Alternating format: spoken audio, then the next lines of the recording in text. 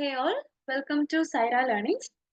നമ്മൾ ആക്ച്വലി ഇന്ന് ഡിസ്കസ് ചെയ്യാൻ പോകുന്നത് നമ്മുടെ ഫസ്റ്റ് യൂണിറ്റിലെ ബിസിനസ് എൻവയോൺമെന്റ് ആൻഡ് ഇന്റർനാഷണൽ ബിസിനസ്സിലെ ഒരു ഇമ്പോർട്ടന്റ് ടോപ്പിക് ആണ്. നമ്മൾ കഴിഞ്ഞ ക്ലാസ്സിൽ നമ്മൾ ആക്ച്വലി എന്താണ് ബാലൻസ് ഓഫ് പേയ്മെന്റ് എന്നുള്ള രീതിയിലൊക്കെ നമ്മൾ ഡിസ്കസ് ചെയ്തിട്ട് നമ്മുടെ തൊട്ട് മുന്നത്തെ ക്ലാസ് നിങ്ങൾക്ക് നോക്കിയാൽ മനസ്സിലാവുമായിരിക്കും. ആൻഡ് നമ്മൾ ഇന്നത്തെ ക്ലാസ്സിൽ നമ്മൾ ഡിസ്കസ് ചെയ്യുന്നത് ആക്ച്വലി എന്താണ് ഒരു ബാലൻസ് ഓഫ് പേയ്മെന്റ് ഡിസിക്ലിബിരിയത്തിന്റെ കാരണങ്ങൾ, അതേപോലെ തന്നെ എങ്ങനെയാണ് നമുക്ക് ഈ ഒരു തരത്തിലുള്ള ബാലൻസ് ഓഫ് പേയ്മെന്റ് ഡിസിക്ലിബിരിയം നമുക്ക് കറക്റ്റ് ചെയ്യാം. ഇങ്ങനത്തെ കാര്യങ്ങളാണ് നമ്മൾ ഇന്നത്തെ ക്ലാസ്സിൽ നമ്മൾ ഡിസ്കസ് ചെയ്യാൻ വേണ്ടിയിട്ട് പോകുന്നത്. സോ നമുക്കറിയാം what is actually a balance of payment disequilibrium. I know you are aware അല്ലെ, എന്താണ് ബാലൻസ് ഓഫ് പേയ്മെന്റ് ഡിസിക്ലിബിരിയം? അതായത് നമ്മുടെ ഔട്ട്ഫ്ലോ ആൻഡ് ഇൻഫ്ലോ മാച്ച് ചെയ്യാത്തൊരു സിറ്റുവേഷനെയാണ് നമ്മൾ എന്തെന്ന് ആക്ച്വലി പറയുക, ഡിസിക്ലിബിരിയം എന്ന് പറയാം. ഓക്കെ, അത് ബാലൻസ് ഓഫ് പേയ്മെന്റ് ഡിസിക്ലിബിരിയം ആണെങ്കിലോ നമ്മുടെ കൺട്രി വേറൊരു കൺട്രിയുമായിട്ട് നടത്തിയിട്ടുള്ള ഇക്കണോമിക് ആൻഡ് ഫൈനാൻഷ്യൽ ട്രാൻസാക്ഷൻസിന്റെ ഇൻഫ്ലോയും ഔട്ട്ഫ്ലോയും മാച്ച് ചെയ്യാത്ത ഒരു പോയിന്റിനെയാണ് നമ്മൾ ബാലൻസ് ഓഫ് പേയ്മെന്റ് ഡിസിക്ലിബിരിയം എന്നതുകൊണ്ട് ഉദ്ദേശിക്കുന്നത്. സോ ബാലൻസ് ഓഫ് പേയ്മെന്റ് ഇക്വിലിബിരിയം എന്ന് പറഞ്ഞാൽ എന്താ? നമ്മുടെ ഡെബിറ്റും ക്രെഡിറ്റും ഈക്വൽ ആവുന്ന ആ ഒരു പോയിന്റിനെയാണ് ബാലൻസ് ഓഫ് പേയ്മെന്റ് ഇക്വിലിബിരിയം എന്നതുകൊണ്ട് ഉദ്ദേശിക്കുന്നത്. I think it is clear. So നമ്മൾ ഫസ്റ്റ് നോക്കുന്നത് what are the reasons for balance of payment disequilibrium. അതിൽ നമുക്ക് 4 തരത്തിലുള്ള റീസൺസ് കൊണ്ട് നമുക്ക് ബാലൻസ് ഓഫ് പേയ്മെന്റ് ഡിസ്ഇക്വിലിബിരിയം സംഭവിച്ചേക്കാം. അതിൽ ഒന്നതാണ് ഡെവലപ്മെന്റൽ ഡിസ്ഇക്വിലിബിരിയം, രണ്ടാമത്തതാണ് സൈക്ലിക്കൽ ഡിസ്ഇക്വിലിബിരിയം, മൂന്നാമത്തതാണ് സെക്യുലാർ ഡിസ്ഇക്വിലിബിരിയം ആൻഡ് നാലാമത്തതാണ് സ്ട്രക്ചറൽ ഡിസ്ഇക്വിലിബിരിയം. ഡെവലപ്മെന്റൽ ഡിസ്ഇക്വിലിബിരിയം എന്ന് പറഞ്ഞിട്ടുണ്ടെങ്കിൽ നമ്മുടെ ക്യാപിറ്റൽ ഗുഡ്സിലുള്ള അതുപോലെ തന്നെ കൺസ്യൂമർ ഗുഡ്സിലുള്ള കൂടുതലായിട്ടുള്ള ഇമ്പോർട്ട് കാരണം വരുന്നതാണ് നമ്മുടെ ഡെവലപ്മെന്റൽ ഡിസ്ഇക്വിലിബിരിയം എന്ന് പറയുന്നത്. ഓക്കെ, സോ നമ്മൾ എന്താണ്, ക്യാപിറ്റൽ ഗുഡ്സ് ആയിക്കോട്ടെ കൺസ്യൂമർ ഗുഡ്സ് ആയിക്കോട്ടെ, നമ്മൾ കൂടുതലായിട്ട് നമ്മൾ എന്താണ് അത് ഇമ്പോർട്ട് ചെയ്യുന്നു. അതുകൊണ്ട് നമുക്ക് എന്താ സംഭവിക്കുക, നമ്മുടെ ഔട്ട്ഫ്ലോ കൂടും അല്ലെ. നമ്മൾ ഇമ്പോർട്ട് ചെയ്യുമ്പോൾ ഓട്ടോമാറ്റിക്കലി നമ്മുടെ എന്താണ് ഔട്ട്ഫ്ലോ കൂടും. ആൻഡ് ഡെവലപ്മെന്റൽ എന്നുള്ള കേസിൽ നമ്മൾ ക്യാപിറ്റൽ ഗുഡ്സും കൺസ്യൂമർ ഗുഡ്സും ഒക്കെ നമ്മൾ എന്താക്കുക ചെയ്യുന്നത്, കൂടുതലായിട്ട് നമ്മൾ ഇമ്പോർട്ട് ചെയ്യുമ്പോൾ നമ്മൾ അപ്പോൾ ഫേസ് ചെയ്യുന്ന ഡിസിക്വിലിബിരിയത്തിന്റെ പേരാണ് ഡെവലപ്മെന്റൽ ഡിസിക്വിലിബിരിയം എന്നതുകൊണ്ട് ഉദ്ദേശിക്കുന്നത്. അടുത്തതാണ് സൈക്ലിക്കൽ ഡിസിക്വിലിബിരിയം. സൈക്ലിക്കൽ ഡിസിക്വിലിബിരിയം എന്ന് പറഞ്ഞിട്ടുണ്ടെങ്കിൽ നമ്മുടെ ബിസിനസ് ട്രേഡ് സൈക്കിൾ ഉണ്ടല്ലോ, നിങ്ങൾക്ക് അറിയാം, നമ്മുടെ ഇൻട്രൊഡക്ഷൻ, ഗ്രോത്ത്, മെച്യൂരിറ്റി, ഡിക്ലൈൻ എന്ന് പറഞ്ഞിട്ട് നമുക്ക് ബിസിനസ് ട്രേഡ് സൈക്കിൾസ് നിങ്ങൾക്ക് അറിയാലോ. സോ അതിൽ വരുന്ന ഫ്ലക്ച്വേഷൻസിനെയാണ് നമ്മൾ എന്തെന്ന് പറയുന്നത്, സൈക്ലിക്കൽ ഡിസിക്വിലിബിരിയം എന്നതുകൊണ്ട് ഉദ്ദേശിക്കുന്നത്. സോ അതിൽ വരുന്ന എക്സ്പോർട്ടിന്റെയും ഇമ്പോർട്ടിന്റെയും ഫ്ലക്ച്വേഷൻസ് കാരണം വരുന്ന ഡിസിക്വിലിബിരിയത്തിനെയാണ് നമ്മൾ സൈക്ലിക്കൽ ഡിസിക്വിലിബിരിയം എന്നതുകൊണ്ട് ഉദ്ദേശിക്കുന്നത്. അടുത്തതാണ് സെക്യുലാർ ഡിസിക്വിലിബിരിയം. സെക്യുലാർ ഡിസിക്വിലിബിരിയം എന്ന് പറഞ്ഞിട്ടുണ്ടെങ്കിൽ നമ്മുടെ മൊത്തത്തിലുള്ള ഡിമാൻഡ് മാറ്റം വരുന്നത് കാരണമുള്ള ഡിസിക്വിലിബിരിയത്തിനെയാണ് നമ്മൾ സെക്യുലാർ ഡിസിക്വിലിബിരിയം എന്ന് പറയുന്നത്. അതായത് നമ്മുടെ മൊത്തത്തിലുള്ള ഡിമാൻഡ് ചേഞ്ച് ആവുന്നു, അതിനനുസരിച്ച് നമ്മുടെ എക്സ്പോർട്ടും ഇമ്പോർട്ടിലും ഒക്കെ മാറ്റം വരുന്നു. അത് കാരണം ഉണ്ടാവുന്ന ഡിസിക്വിലിബിരിയത്തിനെയാണ് നമ്മൾ സെക്യുലാർ ഡിസിക്വിലിബിരിയം എന്ന് പറയുന്നത്. ഇത് ഇൻഫ്ലോയോ ഔട്ട്ഫ്ലോയോ ആവാട്ടോ, ചിലപ്പോൾ കൂടുന്നതാവാം ചിലപ്പോൾ കുറയുന്നതാവാം, പക്ഷെ ഈക്വൽ അല്ലാതാവുന്ന ഡിമാൻഡിന്റെ ബേസിലുള്ള ഇക്വിലിബിരിയത്തിനെ നമ്മൾ സെക്യുലാർ ഡിസിക്വിലിബിരിയം എന്നുള്ള പേരിൽ നമ്മൾ വിളിക്കുന്നു. അടുത്തതാണ് സ്ട്രക്ചറൽ ഡിസിക്വിലിബിരിയം. സ്ട്രക്ചറൽ ഡിസിക്വിലിബിരിയം എന്ന് പറഞ്ഞിട്ടുണ്ടെങ്കിൽ നമ്മുടെ ഇക്കണോമിയിൽ സ്ട്രക്ചറിൽ വരുന്ന ചേഞ്ചസ് കാരണം ഉണ്ടാവുന്ന ഇക്വിലിബിരിയത്തിനെയാണ് നമ്മൾ സ്ട്രക്ചറൽ ഡിസിക്വിലിബിരിയം എന്ന് പറയുന്നത്. ഓക്കെ, അതായത് മേ ബി നമ്മുടെ ഇന്ത്യ എന്ന് പറയുന്നത് ഒരു അഗ്രേറിയൻ എക്കണോമിയാണ് അല്ലെ. സോ അഗ്രേറിയൻ എക്കണോമിയിൽ നിന്ന് പിന്നെ നമ്മുടെ ഇൻഡസ്ട്രിയലൈസേഷൻ കാരണമൊക്കെ അതെന്തായി മാറി, ഒരു ഇൻഡസ്ട്രിയൽ എക്കണോമി ആയി മാറി, പിന്നെ അതൊരു സർവീസ് എക്കണോമി ആയി മാറി. സോ ആ ഒരു ട്രാൻസ്ഫോർമേഷൻ ഒക്കെ എന്താണ്, സ്ട്രക്ചറൽ ഡിസിക്വിലിബിരിയം ഉണ്ടാക്കുന്ന കാര്യങ്ങളാണ്. കാരണം നമ്മൾ അഗ്രേറിയൻ എക്കണോമി ആവുമ്പോൾ മേ ബി നമ്മൾ കുറച്ച് ക്യാപിറ്റൽ ഗുഡ്സ് ഒക്കെ നമ്മൾ ഇമ്പോർട്ട് ചെയ്യുന്നത് നമ്മുടെ കൃഷിക്ക് ആവശ്യമായിട്ടുള്ള എക്യുപ്മെന്റ്സും കാര്യങ്ങളൊക്കെ ആയിരിക്കും. ഇൻഡസ്ട്രിയിലേക്ക് വരുമ്പോൾ നമ്മൾ എന്താണ്, നമ്മൾ ഒരുപാട് കൺസ്ട്രക്ഷൻസും കാര്യങ്ങളൊക്കെ വരുമ്പോൾ നമുക്ക് അതിനനുസരിച്ചുള്ള ഇമ്പോർട്ട് ആയിരിക്കും നമുക്ക് വരുന്നുണ്ടാവുക. Okay, as well as export വരാം. പിന്നെ സർവീസിലേക്ക് വരുമ്പോൾ അതിനനുസരിച്ചുള്ള ഇൻഫ്രാസ്ട്രക്ചർ മാറും. സോ അത് കാരണമൊക്കെ വരുന്ന ഡിസിക്വിലിബിരിയത്തിനെയാണ് നമ്മൾ എന്തെന്ന് പറയുന്നത്, സ്ട്രക്ചറൽ ഡിസിക്വിലിബിരിയം എന്നതുകൊണ്ട് ഉദ്ദേശിക്കുന്നത്. I think it is clear. So the reasons for the disequilibrium in balance of payment can be developmental disequilibrium, cyclical disequilibrium, secular disequilibrium, and structural disequilibrium. And then നമ്മൾ നോക്കുന്നത് what are the mechanism for correcting balance of payment disequilibrium.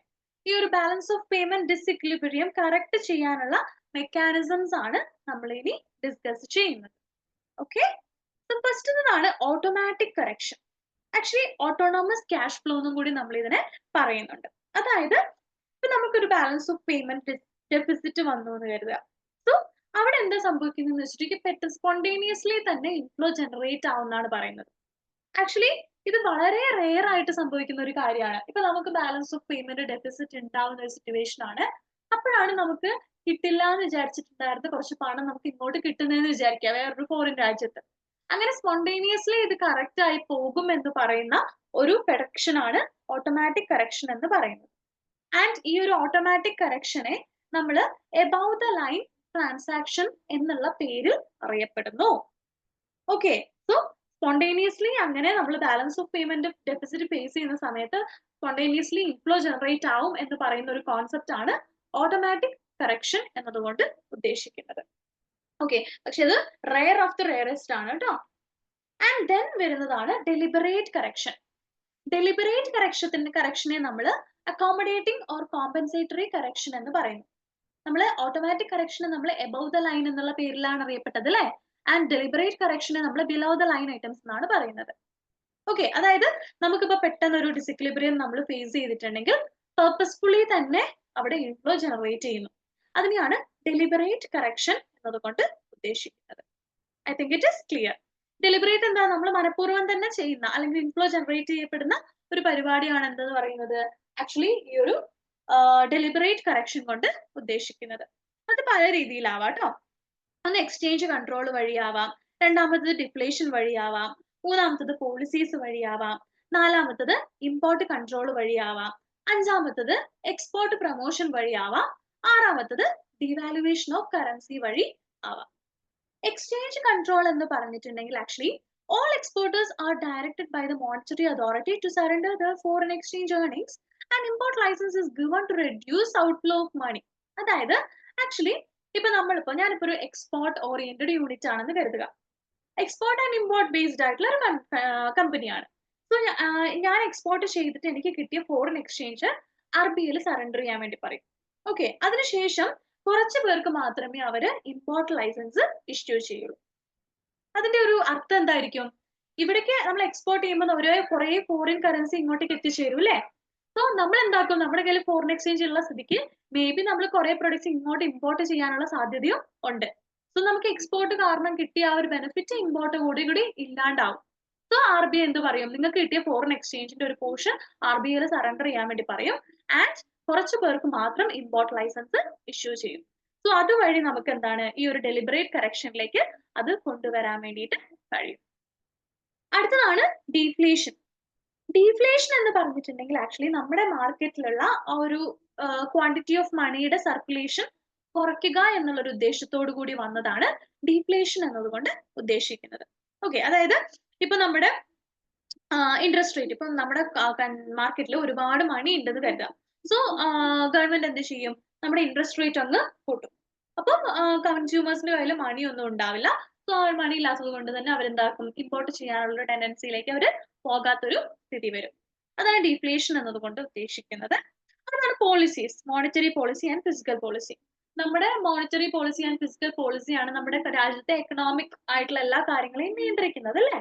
So നമ്മുടെ economic പോളിസീസിൽ ചിലപ്പോൾ മാറ്റങ്ങൾ വരുത്തും. Like ഇന്ന കാര്യങ്ങൾ മാത്രം ചെയ്താൽ മതി, അല്ലെങ്കിൽ ഇതിൽ കൂടുതലുള്ളതിന് നമ്മൾ ഇത്ര കൂടുതൽ ടാക്സ് ഈടാക്കണം, കോട്ട ഈടാക്കണം എന്നൊക്കെ നമ്മൾ പറയും.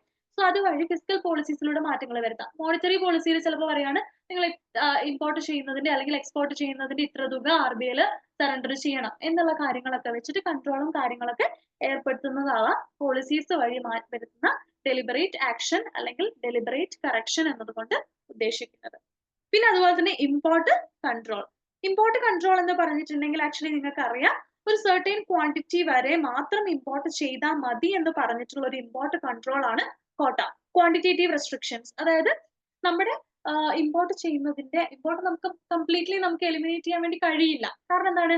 നമ്മുടെ കൺട്രി എന്ന് പറയുന്നത് ഒരു ഓപ്പൺ ഇക്കണോമിയാണ് അല്ലേ? സോ ഗ്ലോബലൈസേഷനും കാര്യങ്ങളൊക്കെ ഉള്ളത് കൊണ്ട് തന്നെ നമുക്ക് കൺട്രീനെ നമുക്കൊരു ക്ലോസ്ഡ് കൺട്രി ആയിട്ട് കൊണ്ടുപോകാൻ വേണ്ടിയിട്ട് തീർച്ചയായിട്ടും നമുക്ക് കഴിയില്ല അല്ലേ? സോ എന്താക്കണം? പക്ഷെ നമ്മുടെ എത്ര ക്വാണ്ടിറ്റി ഇമ്പോർട്ട് ചെയ്യണം എന്നുള്ളതിൽ നമുക്ക് റെസ്ട്രിക്ഷൻസും കാര്യങ്ങൾക്കൊക്കെ നമുക്ക് ചുമത്താൻ വേണ്ടിയിട്ട് കഴിയും. സോ അതിനെയാണ് നമ്മൾ കോട്ട എന്നതുകൊണ്ട് ഉദ്ദേശിക്കുന്നത്. ഓക്കെ. അടുത്തത് വരുന്നതാണ് ടാരിഫ്. ടാരിഫ് എന്ന് പറഞ്ഞിട്ടുണ്ടെങ്കിൽ ഇമ്പോർട്ട്സിന്റെ മേലെ നമ്മൾ ചുമത്തുന്ന ടാക്സിനെയാണ് നമ്മൾ ടാരിഫ് എന്നതുകൊണ്ട് ഉദ്ദേശിക്കുന്നത്. സോ നമ്മൾ എന്താക്കും? ഇപ്പൊ നമുക്ക് സാധാരണഗതിയിൽ ഒരു കൺട്രിയിലേക്ക് നമ്മൾ സാധനങ്ങൾ ഇമ്പോർട്ട് ചെയ്തിട്ടുണ്ടെങ്കിൽ നമുക്ക് നല്ല രീതിയിൽ കച്ചവടം ചെയ്യായിരുന്നു. പക്ഷെ ഈ ടാരിഫും കൂടി ചുമത്തിയിട്ടാണ് വരുന്നതെങ്കിൽ നമ്മുടെ പ്രൊഡക്ട്സ് എന്തായിരിക്കും? കോസ്റ്റ്ലിയർ ആയിരിക്കും. പുറത്തുനിന്ന് വരുന്ന പ്രൊഡക്ട്സ് എന്ന് പറയുന്നത് കോസ്റ്റ്ലിയർ ആയിരിക്കും. നമ്മളെ സംബന്ധിച്ചിടത്തോളം നമ്മളിപ്പോ ഇമ്പോർട്ട് ചെയ്യുന്ന കൺട്രി ആണെങ്കിൽ അവർ ഇമ്പോർട്ട് ചെയ്ത് നമ്മൾ കൺസംഷൻ ചെയ്യുമ്പോഴേക്കും ഭയങ്കര കോസ്റ്റ് കൂടുതലായിരിക്കും. അല്ലെങ്കിൽ നമ്മൾ എക്സ്പോർട്ട് ചെയ്യുന്ന കൺട്രി ആണെങ്കിൽ നമ്മൾ ഏത് കൺട്രിയിലേക്കാണ് എക്സ്പോർട്ട് ചെയ്യുന്നത് അവർ ടാരിഫ് ചുമത്തിയിട്ടാണെങ്കിൽ നമുക്ക് അവിടെ മാർക്കറ്റ് ചെയ്യാൻ വിടുന്നതെങ്കിൽ നമ്മുടെ പ്രൊഡക്ട്സ് ആ രാജ്യത്ത് വളരെ കോസ്റ്റ്ലിയർ ആയിരിക്കും. ആൾക്കാർ പിന്നെ അത് വാങ്ങിക്കുമോ? നമ്മുടെ അതേ ക്വാളിറ്റി ഉള്ള പ്രൊഡക്ട്സ് ചെറിയ പ്രൈസിന് അവരുടെ കൺട്രിയിൽ തന്നെ അവൈലബിൾ ആവുന്നുവെങ്കിൽ അവർ നമ്മുടെ പ്രൊഡക്ട്സ് തീർച്ചയായിട്ടും ചൂസ് ചെയ്യില്ല. സോ അങ്ങനെ അമർത്തുന്നതാണ് ടാരിഫ് എന്നതുകൊണ്ട് ഉദ്ദേശിക്കുന്നത്. അടുത്തതാണ് എക്സ്പോർട്ട് പ്രൊമോഷൻ. ഇമ്പോർട്ട് കുറച്ചുകൊണ്ട് മാത്രം നമുക്ക് ഡെഫിസിറ്റ് കവർ ചെയ്യാന്നുള്ളതല്ല. എക്സ്പോർട്ട് കൂട്ടിക്കൊണ്ട് നമുക്ക് എന്താണ് ഇക്വിലിബ്രിയത്തിലേക്ക് കൊണ്ടുവരാം. അടുത്തതാണ് എക്സ്പോർട്ട് പ്രൊമോഷൻ. എക്സ്പോർട്ട് സബ്സിഡൈസ്ഡ് യൂണിറ്റ്സും കാര്യങ്ങളൊക്കെ തുടങ്ങാം. നിങ്ങൾ ഈ എക്സ്പോർട്ട് ഓറിയന്റഡ് യൂണിറ്റ്സ് ഒക്കെ കേട്ടിട്ടില്ലേ? സോ അങ്ങനത്തെ യൂണിറ്റ്സിനൊക്കെ ഒരുപാട് സബ്സിഡീസും കാര്യങ്ങളൊക്കെ പ്രൊവൈഡ് ചെയ്തിട്ട് എക്സ്പോർട്ട് പ്രൊമോട്ട് ചെയ്യാം കൂടുതലായിട്ട്. Then the devaluation of currency. Devaluation of currency എന്ന് പറഞ്ഞിട്ടുണ്ടെങ്കിൽ ഇപ്പൊ എന്താന്ന് വെച്ചിട്ടുണ്ടെങ്കിൽ ഇപ്പൊ നമുക്ക് ബാക്കിയുള്ള കൺട്രീസിനെ ഇങ്ങോട്ടേക്ക് അട്രാക്ട് ചെയ്യണമെന്ന് കരുതുക. സോ അപ്പൊ എന്താക്കും? നമ്മുടെ കൺട്രിയുടെ മണി, നമ്മുടെ ഇന്ത്യൻ കറൻസിന്റെ മൂല്യം വാല്യൂ ചെയ്യും, മൂല്യം കുറയ്ക്കും. അപ്പൊ എന്താ ബാക്കിയുള്ള കൺട്രീസിനുള്ള ബെനിഫിറ്റ്? ഇപ്പം $2 വെച്ചിട്ടാണ് നമ്മുടെ ഇവിടുത്തെ ഒരു പ്രൊഡക്റ്റ് വാങ്ങിക്കാൻ കഴിയുന്നതെങ്കിൽ നമ്മുടെ കറൻസി ഡീവാല്യൂ ചെയ്തിട്ടുണ്ടെങ്കിൽ ചിലപ്പോൾ $1 കൊണ്ടും അവർക്ക് ഇവിടുന്ന് സാധനങ്ങൾ വാങ്ങിക്കാം. സോ അവർക്ക് എന്താണ് നമ്മുടെ പ്രൊഡക്ട്സ് ചീപ്പർ ആയിട്ട് തോന്നുന്നത് കൊണ്ട് തന്നെ അവർ ചിലപ്പോൾ നമ്മുടെ കൺട്രീസിൽ നിന്ന് കൂടുതലായിട്ട് ഇമ്പോർട്ട് ചെയ്യാനുള്ള സാധ്യതയുണ്ട്. സോ RBI എന്താക്കും? ഈ രീതിയിലുള്ള ഒരു സ്റ്റെപ്പ് കൊണ്ടുവരാനുള്ള സാധ്യത ഉണ്ട്. സോ അതാണ് ഡെലിബറേറ്റ് ആക്ഷൻസിൽ വരുന്ന ഇത്രയും രീതിയിലുള്ള പോയിന്റ്സ് എന്ന് പറയുന്നത്. ഡെലിബറേറ്റ് ആക്ഷൻ എന്ന് പറഞ്ഞിട്ടുണ്ടെങ്കിൽ അല്ലെങ്കിൽ ഡെലിബറേറ്റ് കറക്ഷൻ എന്ന് പറഞ്ഞിട്ടുണ്ടെങ്കിൽ it is an accommodating or compensatory correction and it is a below the line items. So here inflow is generated purposefully to correct this disequilibrium. It can be through exchange control, deflation policies, import control, export promotion and devaluation of currency. Okay. ഇനി നമുക്ക് actually ഒരു ചെറിയൊരു area കൂടിയുണ്ട്, rupee convertibility. Okay, rupee convertibility in current account. This is goods and സർവീസിലുള്ള ഒരു rupee convertibility. Like current account എന്ന് പറഞ്ഞിട്ടുണ്ടെങ്കിൽ goods and സർവീസിൽ ഡീൽ ചെയ്യുന്നതാണല്ലോ. സോ നമുക്ക് ഈ ഒരു കറണ്ട് അക്കൗണ്ടിൽ വന്നിട്ടുള്ള ആ ഒരു ഇൻകത്തിനെ നമ്മൾ ഫോറിൻ കറൻസിയിലേക്ക് കൺവേർട്ട് ചെയ്യുന്നതിനെയാണ് നമ്മൾ എന്തെന്ന് പറയുന്നത്? കറണ്ട് അക്കൗണ്ട് കൺവേർട്ടബിലിറ്റി എന്നതുകൊണ്ട് ഉദ്ദേശിക്കുന്നത്. 1992 വരെ നമുക്ക് പാർഷ്യൽ കൺവേർട്ടബിലിറ്റി ആയിരുന്നു ഉണ്ടായിരുന്നുള്ളൂ. അതായത് നമുക്ക് കിട്ടുന്ന ഫോറിൻ എക്സ്ചേഞ്ച് ഏർണിംഗ്സിന്റെ 40% RBI ആയിട്ട് സറണ്ടർ ചെയ്യണമായിരുന്നു. 60% മാത്രമേ ഇന്ത്യൻ റുപ്പിയിലേക്ക് മാറ്റാൻ കഴിയുന്നുണ്ടായിരുന്നുള്ളൂ. 19th August 1994 ആയപ്പോഴേക്കും ഫുൾ കൺവേർട്ടബിലിറ്റി എന്നുള്ള ഒരു കോൺസെപ്റ്റിലേക്ക് അത് എത്തിച്ചേർന്നു. പിന്നെ rupee convertibility in capital account എന്ന് പറഞ്ഞിട്ടുണ്ടെങ്കിൽ ആക്ച്വലി നമ്മുടെ ഈ ലോക്കൽ ഫൈനാൻഷ്യൽ അസറ്റ്സ് ഒക്കെ ഇല്ലേ, അതിനെ നമുക്ക് ഫോറിൻ ഫൈനാൻഷ്യൽ അസറ്റിലേക്ക് മാറ്റാനുള്ള ഒരു കൺവേർട്ടബിലിറ്റിനെയാണ് rupee convertibility in capital account എന്നതുകൊണ്ട് ഉദ്ദേശിക്കുന്നത്. കൺട്രിക്ക് ഇപ്പോഴും ഒരു ഫുൾ കൺവേർട്ടബിലിറ്റി എന്നുള്ള ഒരു സ്റ്റാറ്റസിലേക്ക് എത്താൻ കഴിഞ്ഞിട്ടില്ല എന്നാണ് പറയുന്നത്. സോ അതാണ് റുപ്പി കൺവേർട്ടബിലിറ്റി ഇൻ കറണ്ട് അക്കൗണ്ടും റുപ്പി കൺവേർട്ടബിലിറ്റി ഇൻ ക്യാപിറ്റൽ അക്കൗണ്ടും കൊണ്ട് ഉദ്ദേശിക്കുന്നത്. ഇന്നത്തെ ക്ലാസ്സിൽ നമ്മൾ ഡിസ്കസ് ചെയ്തിട്ടുണ്ടായിരുന്നത് what are the reasons for balance of payment disequilibrium and the mechanism for correcting balance of payment disequilibrium. നമ്മൾ റീസൺസ് ഡെവലപ്മെന്റൽ പറഞ്ഞു, സൈക്ലിക്കൽ പറഞ്ഞു, സെക്യുലാർ പറഞ്ഞു, സ്ട്രക്ചറൽ പറഞ്ഞു. ഡെവലപ്മെന്റൽ എന്ന് പറഞ്ഞിട്ടുണ്ടെങ്കിൽ നമ്മുടെ ക്യാപിറ്റൽ ആൻഡ് കൺസ്യൂമർ ഗുഡ്സ് നമ്മൾ ഇമ്പോർട്ട് ചെയ്തത് കാരണമായിട്ട് നമുക്ക് വരുന്ന ഡിസെക്വിലിബ്രിയത്തിനെയാണ് ഡെവലപ്മെന്റൽ ഡിസെക്വിലിബ്രിയം എന്ന് പറയുന്നത്. സൈക്ലിക്കൽ എന്ന് പറഞ്ഞിട്ടുണ്ടെങ്കിൽ ബിസിനസ് ഓർ ട്രേഡ് സൈക്കിൾ കാരണം വരുന്ന ഡിസെക്വിലിബ്രിയത്തിനെയാണ് സൈക്ലിക്കൽ ഡിസെക്വിലിബ്രിയം എന്ന് പറയുന്നത്. സെക്യുലാർ ഡിസെക്വിലിബ്രിയം എന്ന് പറഞ്ഞിട്ടുണ്ടെങ്കിൽ അഗ്രിഗേറ്റ് ഡിമാൻഡിൽ വരുന്ന ചേഞ്ചസ് കാരണം ഉണ്ടാവുന്ന ഇൻഫ്ലോ ഓർ ഔട്ട്ഫ്ലോനെയാണ് നമ്മൾ എന്തെന്ന് പറയുന്നത്? സെക്യുലർ ഡിസിക്വിലിബ്രിയം എന്ന് പറയുന്നത്. സ്ട്രക്ചറൽ എന്ന് പറയുന്നത് നമ്മുടെ എൻറ്റയർ കൺട്രിയുടെ സ്ട്രക്ചർ മാറുന്നത് കാരണം വരുന്ന ഡിസിക്വിലിബ്രിയത്തിനെയാണ് സ്ട്രക്ചറൽ ഡിസിക്വിലിബ്രിയം എന്ന് പറയുന്നത്. And mechanism for correcting the balance of payment disequilibrium can be of two: automatic correction and deliberate correction. Automatic correction is actually spontaneous correction while facing the BOP deficit in the country, and it is also called above the line transaction. And deliberate action is actually a accommodating or compensatory correction, and it is actually a below the line and inflows generated to purposefully correct a disequilibrium, and it can be through exchange control, deflation policies, import control, export promotion, or devaluation of currency. And finally, the rupee convertibility in current account, and also the rupee convertibility in capital account. Rupee convertibility in current accounts means the income generated in current account converted into foreign currency, and also the income generated in foreign currency is convertible into Indian currency. So India, coming to India on 1990, up to 1992, the India only have a partial convertibility, and on 19th August 1994, the country come to the full convertibility stage. And rupee convertibility in capital account, actually it is a freedom to convert local financial assets into foreign financial assets, and also it is a freedom to convert foreign financial assets into local financial assets. And for the convertibility of capital, there were committees engaged, was SS Tarapur committee, and it has many phases. So from 2012, the economic crisis, so that full capital account convertibility is now also it is not ensured till now. So that's all about the balance of payment disequilibrium, the reasons and the mechanism of correcting balance of payment disequilibrium. So that's all for today. Thank you. Have a nice day.